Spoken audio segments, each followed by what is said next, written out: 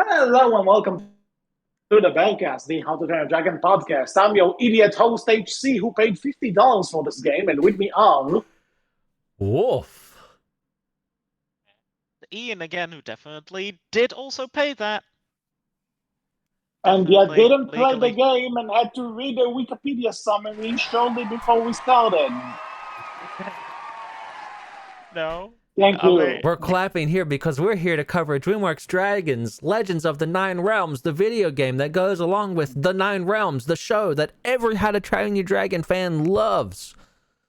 Canonical? Is it not? Who the hell knows? You know that I actually had to ask my girlfriend for reassurance that she won't dump me because I bought this game for a podcast. She only said she feels sorry for me and sent me hugs. Also, sorry, you paid 50 for it. I thought it was 40. That's what they fucking charge. Really? That's what they fucking charge. I mean, on Steam, it's 40. No, it was 50 on launch. It was 50 on launch. Okay. And okay, for the record, and honestly, I'm not sure if it was actually 50 because I don't live in the US, so there was a different price, which wasn't that expensive, but at the same time, let's say it right now, don't be like me and buy this game for the sake of a podcast. If you really need to play this, like if you are just like, I have to complete my Nine Realms journey for whatever reason, Well, you can wait. If you're curious, this game is on Steam. Steam lists it for $49.99. It is also on the Nintendo really? Switch, the Xbox. Yes, Steam lists it as $49.99 for PC. Wow, they're ripping you off. I've not played it. I can't say. I'm here to talk about it, though. It's mostly because Okay, so, the you know what, US dollar is basically guys. equal to euro, and it's 40 euros here. Okay, Ah. so guys, let's let's start with what is our experience with the game. We should say this game is available on Xbox, PlayStation, Switch, and PC.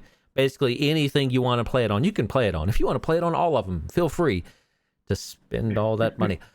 But anyways, getting into the game, yes, this is Dragons, Legends of the Nine Realms, and we're here to talk about it. And this is apparently, tell me, as far as I'm aware. Wait, before we get into the game itself, I just want to get.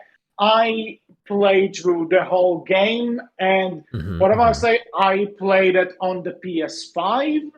I don't know how well or not the other versions operate. I mentioned this because there are some glitches I'm going to talk about. So I don't know if they're like across all platforms or just the PS5 one happens to be buggy or something. I don't know. So yeah, but from my point of view, I played through the whole thing. Yeah, I played through like 1.5 realm-ish. Okay, most of my glitches actually happened in the later rounds. But okay. In that case, what did you play for? What was your console in? I was playing on PC. Okay, and Wolf? I played this game. Yes. Yes. He knows what's happening. So Wolf's official answer is Dreamcast because he would only play this in his nightmares. He didn't play it in the awake world. That's just rude to the Dreamcast. Dreamcast wouldn't be in a nightmare. It'd be in a dream. A good dream. Because Dreamcast was actually a good console. Yeah, but you're playing the Nine Realms game, so that's the nightmare. The Dreamcast itself is beautiful. It's from the publisher who also brought us brilliant titles like My Little Pony, A Maritime Bay Adventure, My Friend Peppa Pig, and even, hear me out, where was it again? It was Troll Hunters, Defenders of Arcadia. Oh god, these are the same. Oh my god, they are the same developers? I never played that one, but I saw publisher. Same publisher. The developer is the same who's also made DreamWorks Spirit Lucky's Big Adventure. Oh boy, well in good hands. And that's all they've made. Well, Okay, basically, so they've also made something called Heart and Slash, but that was 6 years ago. Oh, okay. so anyway, now so this is kind of where we're going with this. I played through the whole thing. Ian played a bit of it. Wolf played none. But at the same I time, know the all of plot. us know the plot. All of us know the plot, and there are going to be spoilers in this review. So if for some reason we're not even going to bother with an unspoiler thing because why bother? Really? No. Please don't bother playing it.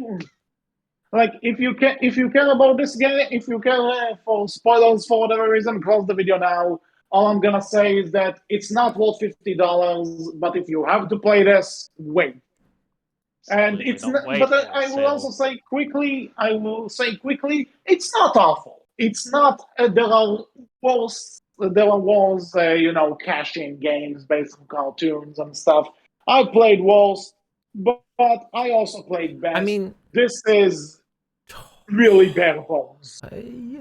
Talk to me, because it looks like this is a hack and slash game in the kind of vein of Think Diablo, where you have kind of a top-down, a kind of top-down perspective, and you're kind of running around, and it seems you can level up and get like different abilities, and maybe there's a little bit of platforming, and you gain up new, quote-unquote heroes to play as.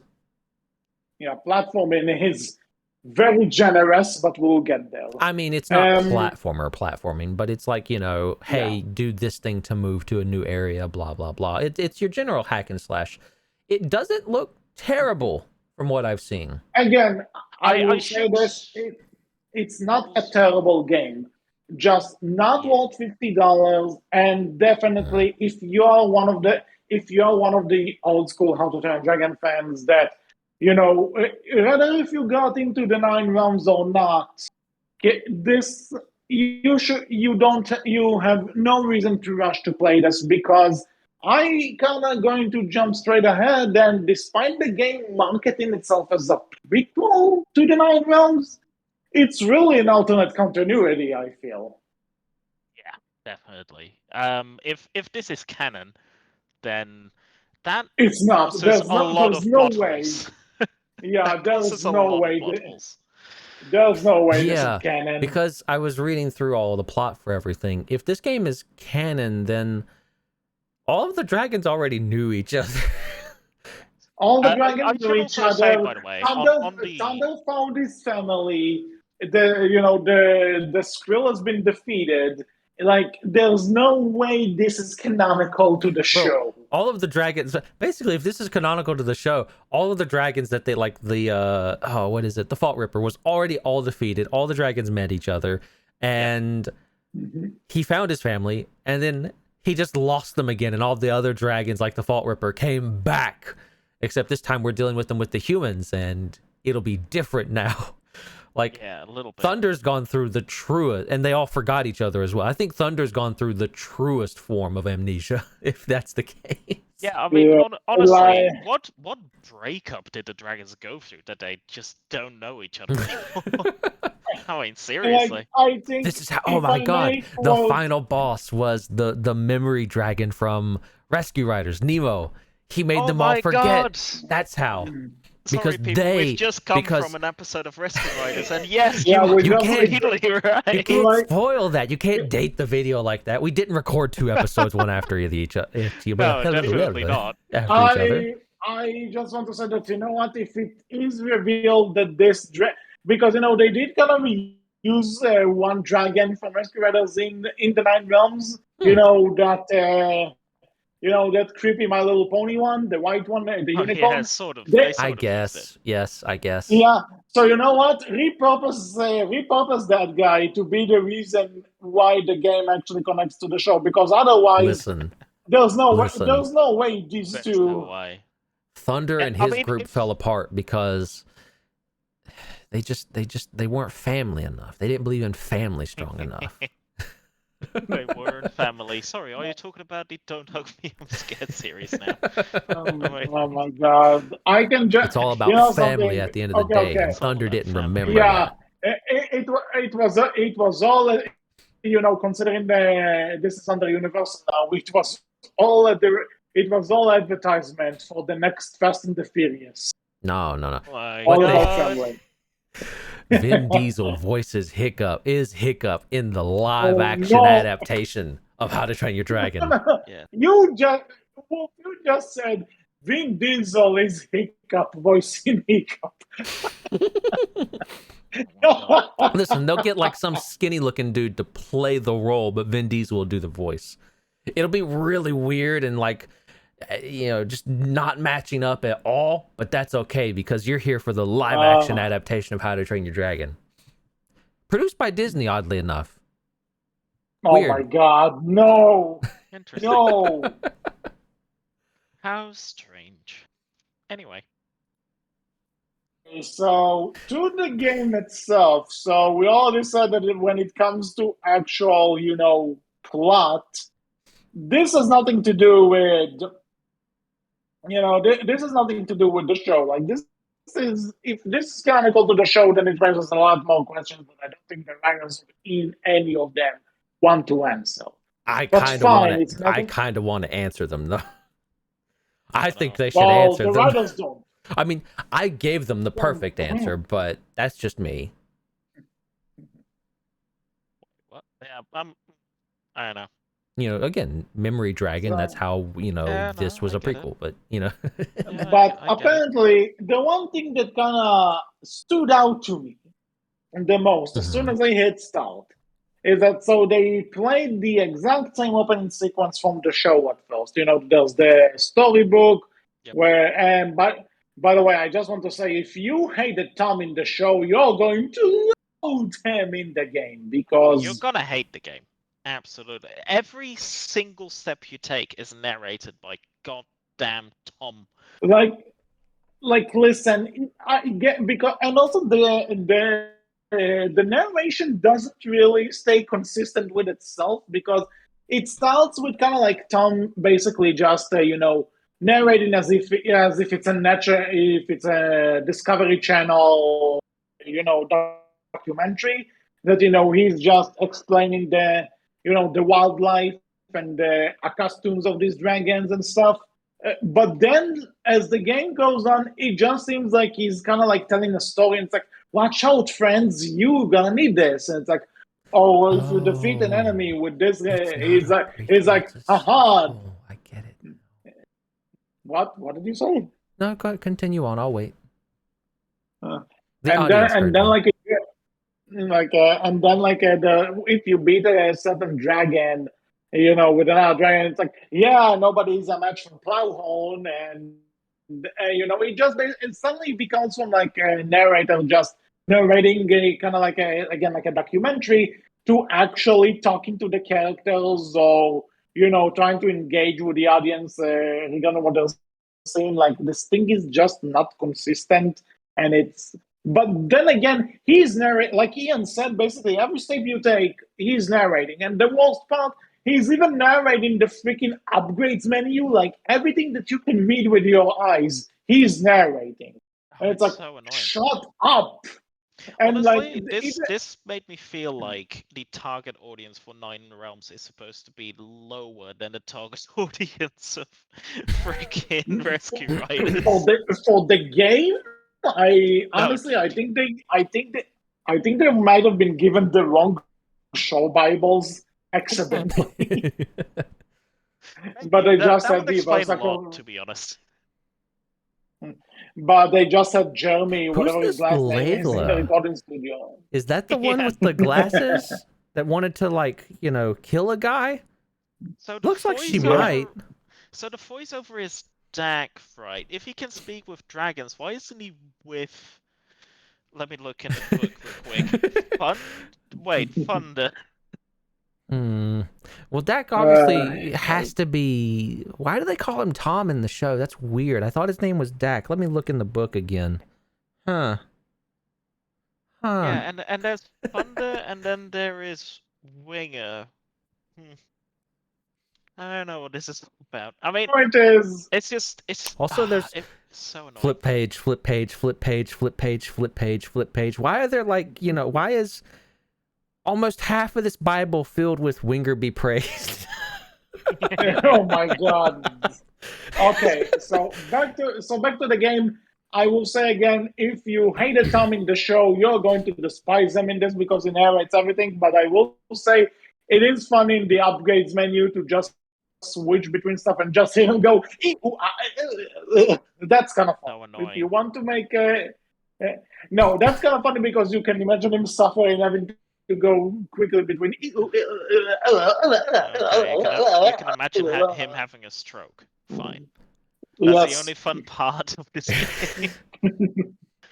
In general, So the game is very repetitive. Let's be honest.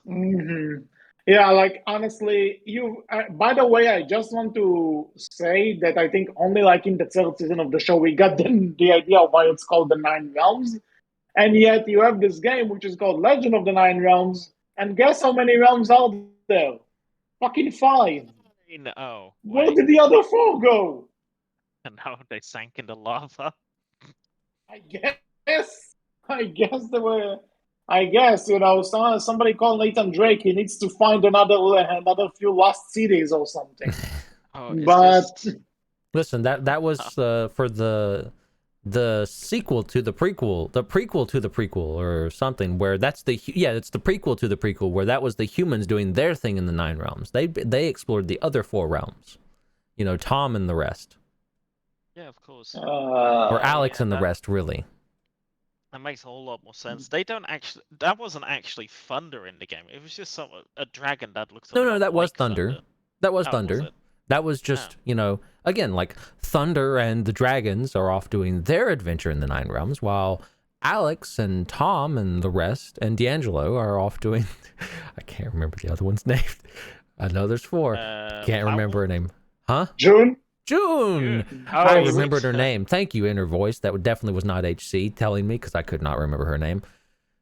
They're off in the other 4 realms doing their adventure, because you don't have dragons and humans together, Ian. Oh, That's wait, just silly. How are they flying? Well, humans don't fly, they walk. Okay, how did they walk over lava? I mean, make a boat, Wolf, Ian. Come on, jeez. I can't figure it all anyone, out for you. before you hurt anyone, let's just continue.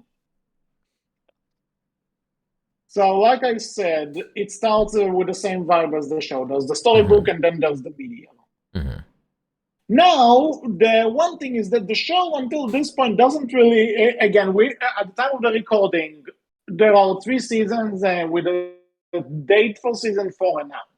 Yep. Now, until this point in the show, they never really explained what that asteroid actually did in the show. The game kind of puts it up in the first 5 minutes. It created the phasia, which is how the humans discover the hidden world. No, I'm pretty sure that's what they did in the show too. I think fairly sure. The thing is, I've been so convinced that they never explained it in the show that now that they explain it in the game, I'm just like, didn't they say that in the show? I swear to you, they explained it in the show, in the first season of the show. I'll say that here's what I'm gonna say. I was curious, so I tried looking back, but like they say it really haphazardly. Like they kind of just, it's like kind of a throwaway line that you can completely miss, which you might miss because you're too appalled by how awful the animation is in the show. But so I do believe that in the first Berkcast of the Nine Realms, we did all agree that there was this asteroid, and they never mentioned it again. So yeah, it might actually be that they've never really explained it. It is something to talk about, though. A comet nearly collided with Earth. I mean, in this game, it did. Maybe. I honestly am not sure about that anyway. Looking at the wiki, Tom actually says in the game that this asteroid, this comet, is what created the phasia. And reading the thing for the show and reading the wiki, it says it nearly collides. Nearly collides. And that creates a great tectonic upheaval that unearths the fissure. Wolf, I am telling you, someone who actually played the game, they say say it in the game. Tom literally says it. Don't ask me how he knows this shit. I'm talking about the Yeah, show. I know what. Yeah, okay, the show. Fine. To be honest, but in the wiki game also says that after a comet flies close to the Earth. So I'm not entirely sure anymore. Either way, my point I'll is stop the game real quick. Either way, my point is a comet either did hit or almost hit the Earth. And this comet was big enough, apparently, to like open this giant fissure if it hit the Earth, or outright mess with the Earth's tectonic, plates and science shit. And it's like, why are we not talking about that at all? Yeah, because That's again, huge. in the game it also kind of that's another thing that in the game it's a major plot point, because that's kind of what brings the Nightlights and the Skrulls into their rivalry over a territory, and that's why, and it kind of separates Thunder from the Nightlights, and he needs to go find them. That's like a legit thing. That's the reason we're even starting the damn game. That gives our main character its purpose in the story. But it's like, nope, we forget about it after. But my point is like, fuck the dragons. We almost all died, bitch. Why are we talking about that shit? That's a good question. Entirely wrong. That shit. That's catastrophic. That's like world-ending shit. Comet that large that can do that shit almost hits the Earth or does hit the Earth. We all dead. Fuck the dragons. What do I care? Whoa, it's end of the world shit. I mean, if it's end of the world shit and I find a dragon and it's friendly, sure, I never mind. I'm all down with the dragons. I'm gonna rule the end of the world because I have a dragon. What you got? But why are we talking more about that? The world almost ended. Sure. And we're over here like living in little capsules on the edge of a giant ass fissure that appeared out of nowhere, and no one of these scientists is like, the world almost ended, a little while back, but we're here to study this. This is more important. Not the fact that we almost got hit by a comet and the world almost ended. No. Oh, that it did. No scientists care about that. That's not important. We're not entirely sure anymore. I just want to point out that Wolf just had the big rant over the 9 realms, which would put Audrey Greywind to shame. And for the record, why didn't this dawn on any of us sooner? Why has no one brought this up? This is their opening moment of the show and this game. Brought this up. We even brought this up. I feel like if we would have brought it up, we would have made a bigger deal about it. No one's made a big enough deal about this. Let's make a bigger deal about it. I think, like I said, this has gone away from the game, hasn't it? Yeah, well, honestly, I'm sorry. Considering it's such the world almost ended, Ian. You should care more. Yeah, no, I mean, you're right, but still. All I'm gonna say is that I know for sure we mentioned that, because again, looking back, I always said that the first season review we did of 9 Realms, that is still one of the I've been too nice on this show back then, and like I'm pretty sure we mentioned that this freaking asteroid is doing nothing. But okay, so whatever. Let's actually move on with the damn game. I can confirm in the game they also say that the comet flew a little bit too close to Earth. It didn't crash into Earth, it flew a little too close to Earth, which opened the fissure. That's what word by word, what it said in the game. I mean, at least it didn't hit the Earth, but still, like, I feel like the scientific community would care a lot more if a giant comet or a comet that flew close enough to Earth to, like, change up the Earth's tectonic plates, and how they moved, even if only temporarily, would be huge. And I guess maybe it is huge because they're here studying the fissure, but I feel like the fissure would be secondary to the scientific community focusing on the fact that, oh my God, we almost just all died. What do we do? Because I feel like the scientific community would just be like, whatever, mining companies would come in. Actually, listen, guys. In preparation for the game, I was actually rewatching Audrey Greywind's review of the first 2 seasons of the 9 Realms. If you haven't seen her videos, go check them out. She's awesome, and apparently she knows about this podcast, which is so cool. But the point is, apparently there's a point where they mentioned that Tom's mother predicted the asteroid was going to hit. Like, she has some deal with it, but let's keep it for the show. This is something for the show. We're back to the game. So, whatever happened with the all asteroid... you've done is just make it worse. I have more questions now. But okay, game. Focus. Game. We're on the game. Okay. The game. To reassure you, we are on October 1st, so that means we only have a month and a few weeks, a month and a half until season 4 comes out, and then you can rant about it again. Okay? Well, now I'm just wondering, where I'm sorry, small side tangent. This is Nine Realms is set 1,300 years after, like, How to Train Your Dragon, right? Yes. Did anyone ever, like, I know people did it, but I can't find it, and I don't remember where, but did anyone, like, ever figure out, like, if How to Train Your Dragon was set during this time, then 1,300 years later would be in this date, right? I want to know the date, because... Actually, yeah, again, Audrey Gaywin, she did it in her first season review. She really mentioned it, and that the math actually doesn't add up at all. But no, I'm not worried about it. I don't care if the math doesn't add up. That's fine. I don't need it to add up. What I want to know is 1,300 years after, 2022 or before 2022? Because, are we due for a comet to come close by Earth and almost hit us? I want to know. I want to be expecting that, so I'm ready for it. You've got a point. Mm-hmm. Yeah. Well, Tom's mother is an idiot.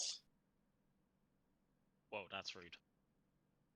I just covered the asteroid, apparently.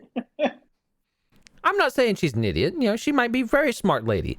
All I'm saying is, if it's set after, but if we've not reached that time frame yet, I just want to know so I'm prepared.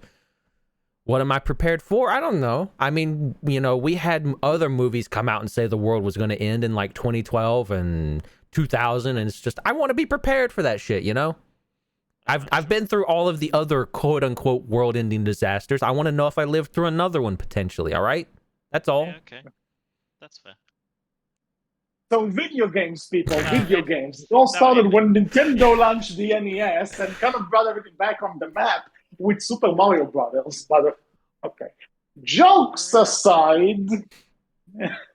Yes. Jokes aside, back to the actual game. So we have a reason to start going on the journey. Thunder is separated from his family, and he's going to find them. And yes, he's going to find them by the end, which makes this entire thing in the show completely irrelevant, and this game is not canon. But okay, so we start getting into the game. The game is kind of like, like Wolf said, the hack and slash from a top, from over the, from a bird's eye point of view. Yeah, like you that angled top-down perspective. We've seen it before in like games like Diablo, stuff like that. Yeah, the Diablo, Demon Sage. Actually, if you played fairly similar to Dragon's Dawn of New Races, I guess. Kinda, but that was more Zelda than this. This is less of a Zelda, but okay, but anyway. So you're in control of Thunder, and as the game progresses, you also unlock Plowhorn, Wu and Wei, and Feathers in that order. So just to kind of go over this, Thunder is like the one you start with, so he's kind of like a jack of all trades, master of none. Like he has a decent attack speed, he has a decent moving speed, and for some reason Plowhorn can fly faster than him, at least to me, but okay, whatever. Plowhorn is more of like the tough one. She's like the powerhouse. Her attacks are the strongest. She can take down enemies easily, and she has great defense. So she's really broken. You're going to want to use her. And then you have Feathers, who's basically like Thunder. She has the same speed as him, same attack patterns. She might have a lesser defense than him, but she's basically the same. And then there's Wu and Wei. Don't play as Wu and Wei, ever. They suck. Do not. Oof. The only reason you will ever switch to them is if is for the crystals you can only break with their ice breath. That's it. Other than this, They are weak. They have shit defense. Do not play as Wu and Wei in this game. That's all I'm gonna say. Fine. I'll take that as a challenge for the game. I probably won't ever play it, to be honest. I'm probably not. I mean, it's got challenge mode if you want. Yeah, I probably never pick it up and play it, let's be honest, unless it's on sale for like $5 or less. Yeah, they also have a really dumb, like, oh yeah, but when you get new dragons, you can discover new areas. Okay, great, but why would I? So now we actually... That's where the other 4 realms are at. Oh, you missed it. Damn it. No. You've got a good point. Okay. Yeah. For the record, It's like the wall pipes. So the thing is, the realms act as like your game, right? You know, you have the crystal realm, which is like the beautiful magical world. There's the fire realm, which is your lava world. There's the snow realm, which is your snow world. The list goes on. It's video game. Fine, I don't care. Now, the thing is, remember how we talked in Rescue Riders about the crystals and how they're not gonna do anything? Well, this is my proof that it somehow mixed the show Bibles, because crystals are a big thing in the manga. Why? Because the crystals are your switches to do basically everything. There's a white crystal which you need to...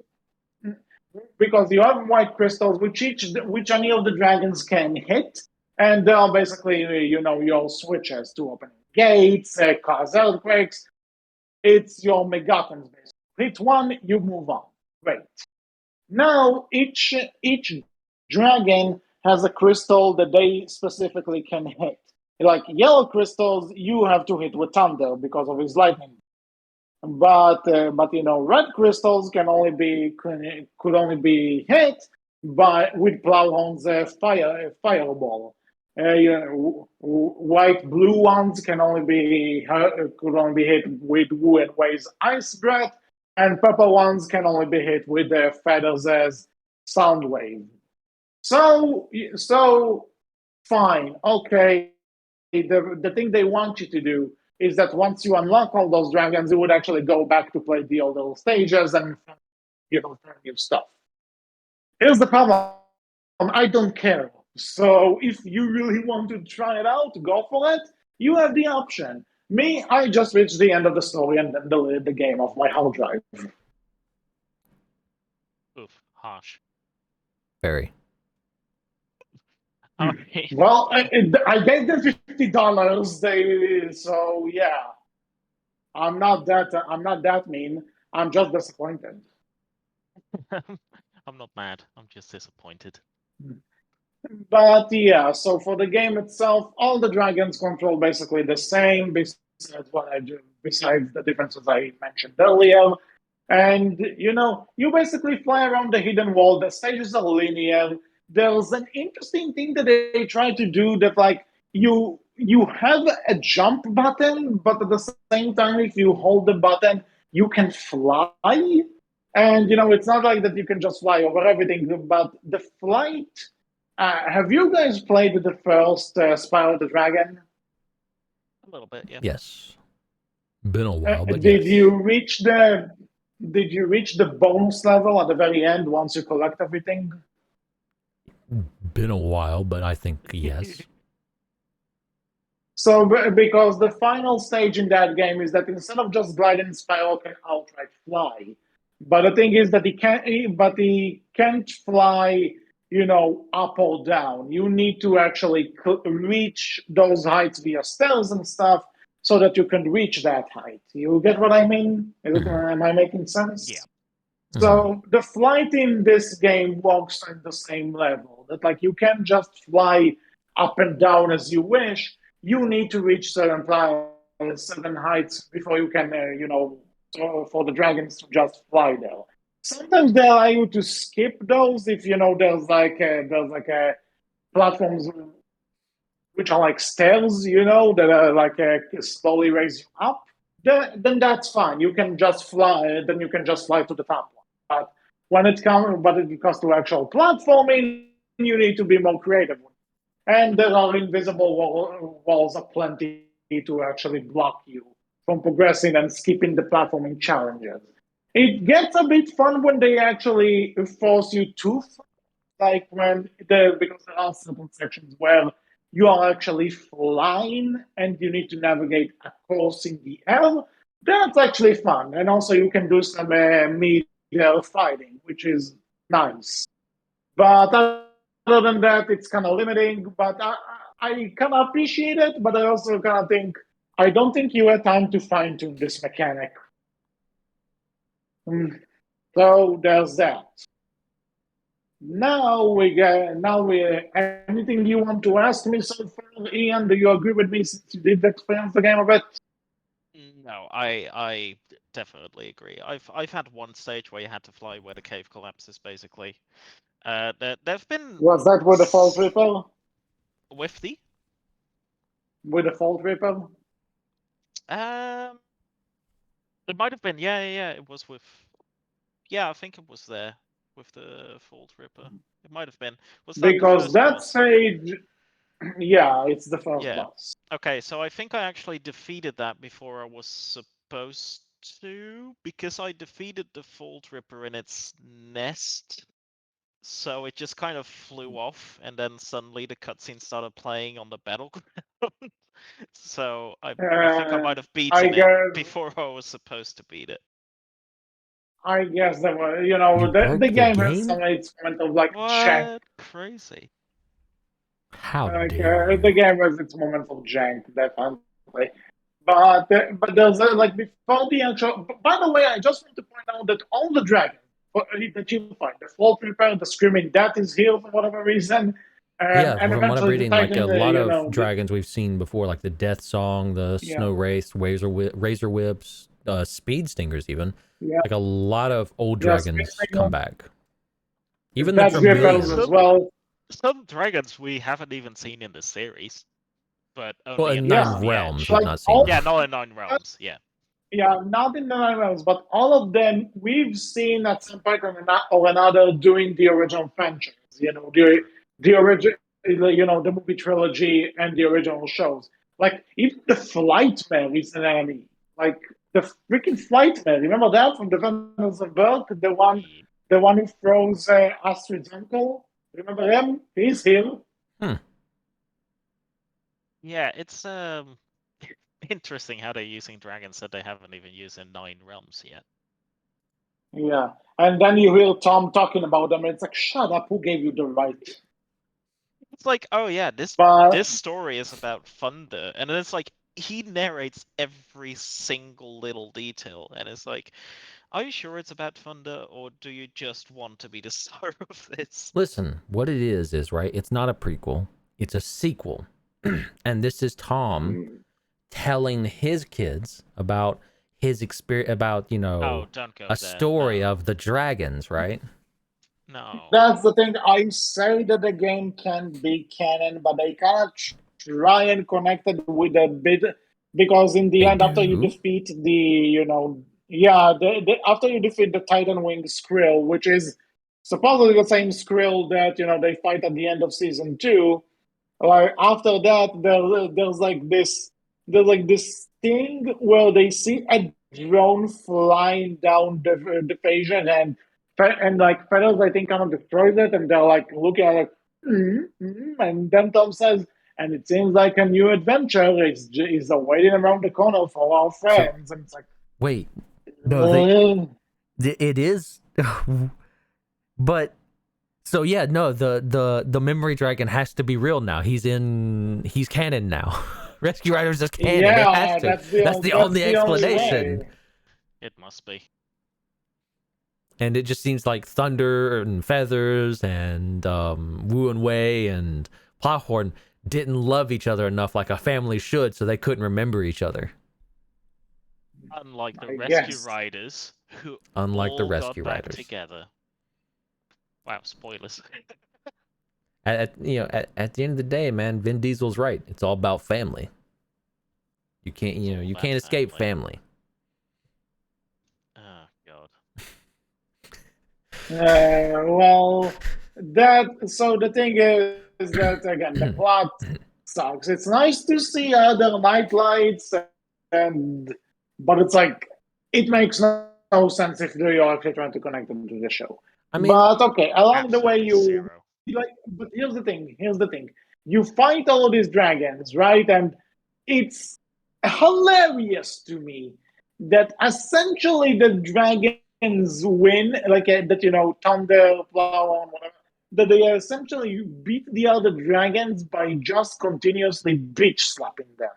That's what it looks like. It's kind of hilarious. I'm gonna lie. Yeah, okay. Yeah, I was actually going to ask, how does the game look? Because everything I see about it, it doesn't look, terrible. Don't come into it expecting hey, this is The Last of Us. It's nothing like that, but it doesn't look all that bad. I didn't think from what I've seen. To keep it more cartoony, don't expect something to the same level of Ratchet and Clank Rift Apart or something like that. Better example. Yeah. But I guess the models look a bit off, but the animation is kind of smooth and alright. So take what you can get. I mean, that's fair. Again, I think you both said it already, but I will say, again, looking at the gameplay, it doesn't look terrible, right? It doesn't look awful. Obviously, there are better games to play, and obviously, it's I think we would all agree. I personally, and I think both of you have already said it, I wouldn't pay $50 for this game. I don't think it's worth $50, but 20, 25, 15, somewhere in that area, sure, but 50, But I'd say the animation is on par with the show. Okay, that's fair. That's about it, I guess. But they can't really fix that if they get the same models. From the show. So. Let me ask you both this, right? Would you rather have this or another mobile game? Like, what was it? Rise of Berk, I think it's called. It's just that mobile gacha game. Titans Uprising. I'd say, by the standards, right? If I just had to look at what the games are, then I would prefer to have this, definitely. But at the same time, I would also like to have it with a universe I care for, like with Hiccup and Toothless, maybe, and a bit more refined.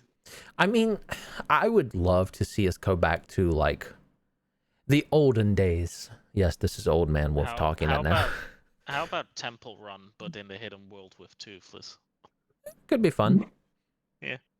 But I mean, it could be fun, also weird, but could be fun. Even then, right? I would love to go back to the olden days of movie tie-in games that were actually good, really good for a lot of them.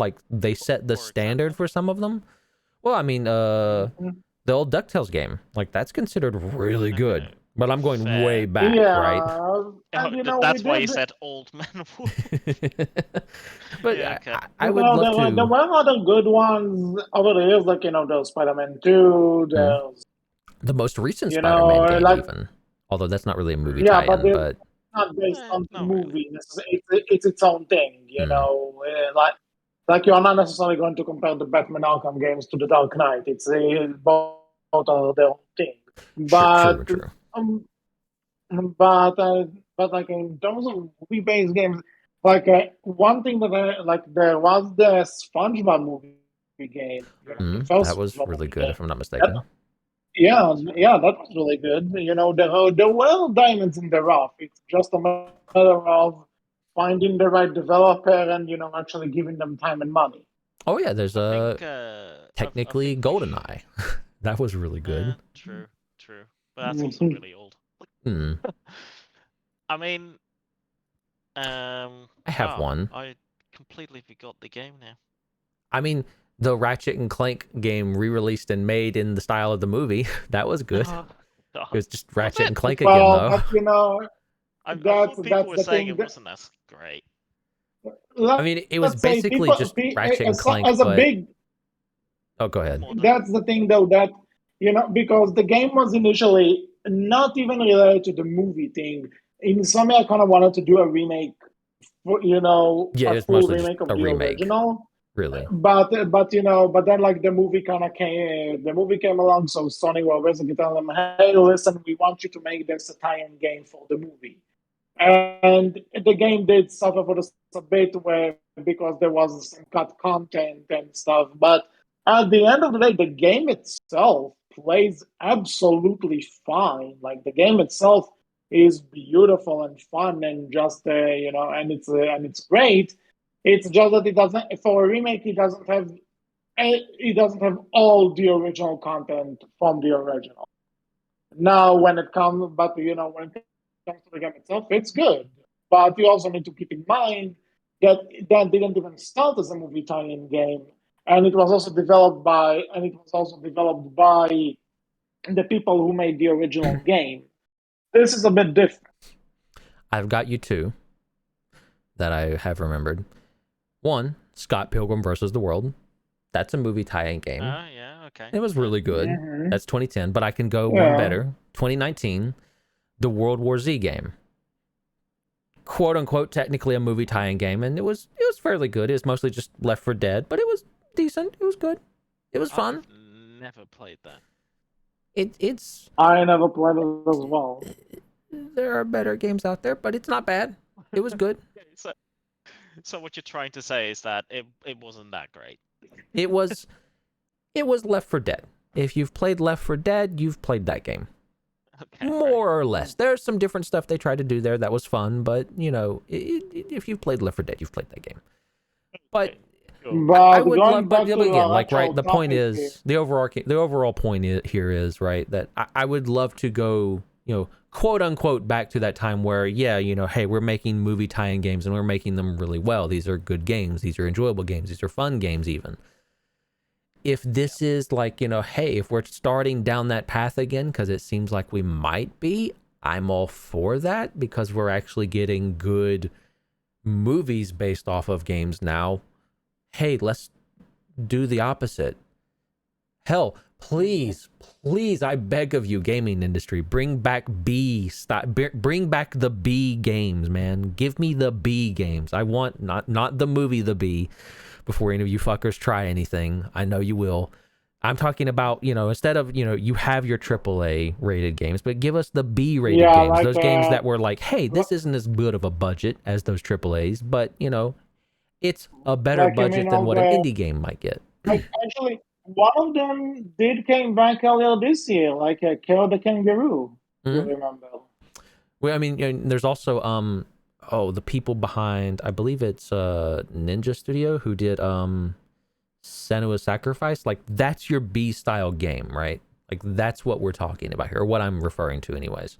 For those of you youngins who don't remember, huh? Yeah, Hellblade, Senua's Sacrifice. Yeah, Hellblade, Senua's Sacrifice. Yeah. That was Team Ninja, I believe. I could only get through 10 minutes of that game before it freaked me out, and I tried to get up the courage to play it again. That's fair.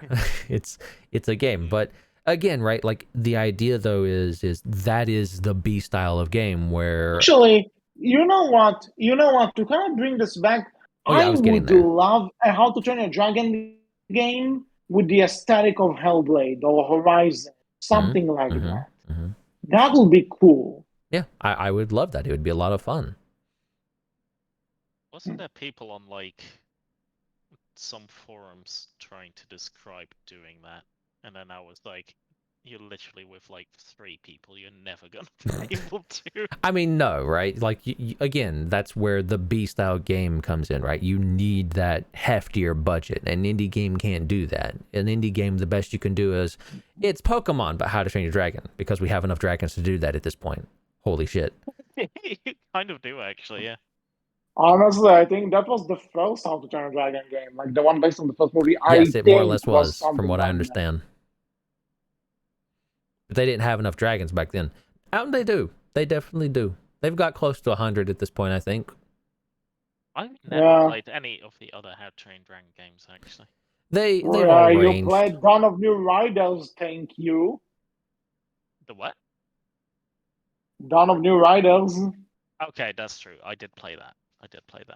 But I mean the movie tie-ins, like How to Train Dragon, How to Train Dragon 2. I don't think they did one for 3. They did not. I guess Dawn of New Riders is kind of... When Rise of Berk, the mobile game existed at that point too. Because it came out at around the same time, but it's not... Oh well, either way, I didn't play the movie tie-in games, so... No. I played 2... No. You've played at least 3. No, I mean that I played How to Train Dragon 2, the game, and got you. no. Got you. Well, I think we had an episode earlier on that we actually do. we actually talked about it. So We talked go about listen to the that. first game for the first movie, and we've also talked about Rise of New Riders, I believe, as well. Dawn of the Riders, yes. Dawn of the Riders. We had a whole episode on it. We had an entire episode on that one, yes. But anyway, so Legend of the Nine Realms, do we have anything else to say? Anything else? So because I think we unless are we're really going stretching back for to the time. comet thing. Unless we're really going back to the stretching. comet thing. No, I mean honestly, the game, I think I would have enjoyed it a lot more, and maybe even finished it if goddamn Tom didn't speak every 3 damn seconds. Well, Ian, there's this cool technology they've invented. I think it's really recent, but I understand if you haven't heard of it before. But If you're gonna say like sound settings, I'm gonna kill you. No, I was gonna say it's called a mute button. Except then you mute every single sound in the game. I don't think there is a slider for dialogue. I mean, I wouldn't be surprised if with this game, but I mean, are you losing out on much?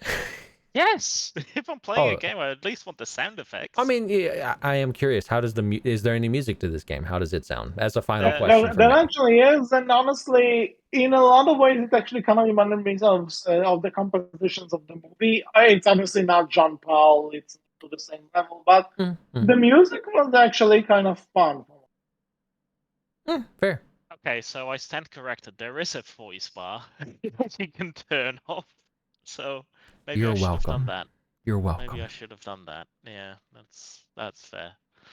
Maybe I'll finish the game with the voice just completely turned down.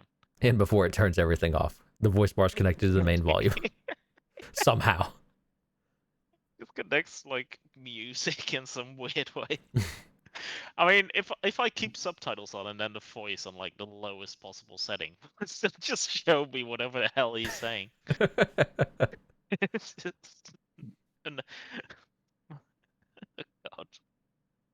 Voiceless dialogue. Yeah, from everything I've seen, it's a game that's meh. Probably as we've talked about before, not worth the $50. At best, $15, which fair.